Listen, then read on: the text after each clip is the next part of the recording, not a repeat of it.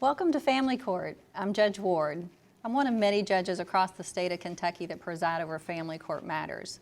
There are 10 family court judges just here in Jefferson County. And each week, each one of us takes one day out of our docket to preside over cases involving children that are neglected or abused. That's a lot of cases, and that's a lot of kids.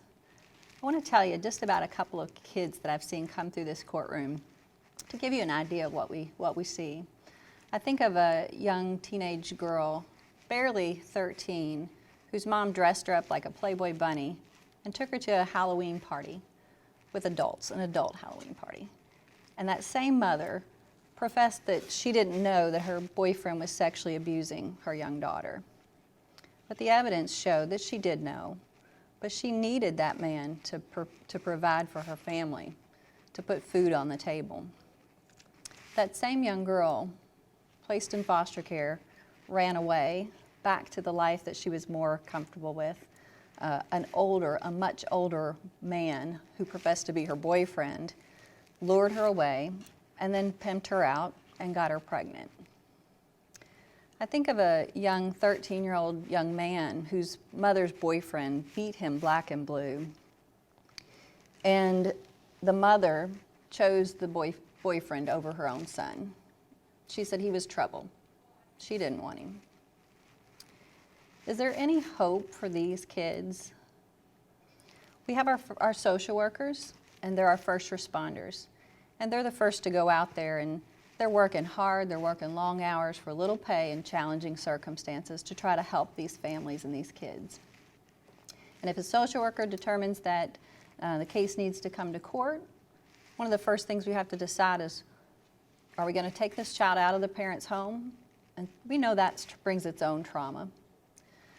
We appoint a guardian ad litem to be the attorney for the child, to represent their best interest in court. But judges and social workers and guardian ad litems have a lot of cases, and they don't have a lot of time.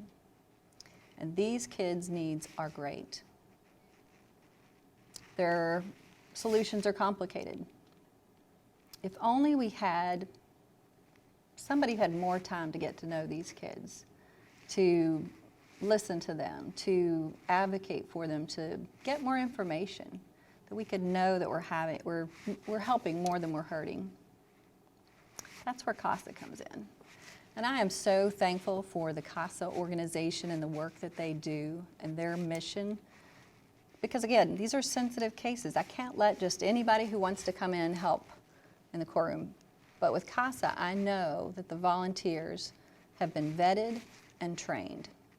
And I've seen the work that they do. In the 6 years that I've presided over cases in this courtroom, I've seen workers like Nick Temple and Jenny Pollard who just poured their lives into these kids and these families, spending time with them, getting to know them, asking lots of questions, and getting that information to the court so that I can make the best decisions for these kids.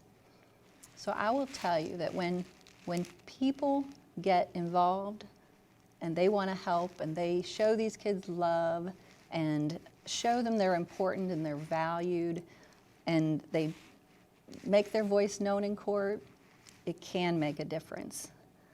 The young man that I told you about at the beginning, he ended up, his aunt stepped in and adopted him and made him a priority in her life. And the young girl that I told you about, with the convincing of many, many people, social workers and CASA workers and so many people that helped, she returned to foster care. And she was able to have her baby in the same foster home with her. And she even renewed her commitment, extended her commitment when she turned 18 so that she could learn to be a better mother than her mother was to her. So there is hope when people get involved who care. And my question to you is, can you be the hope for a child? Do you have time? Do you have a passion to help these kids and make a difference? I hope that I will see you soon in the courtroom as a CASA volunteer. Thank you.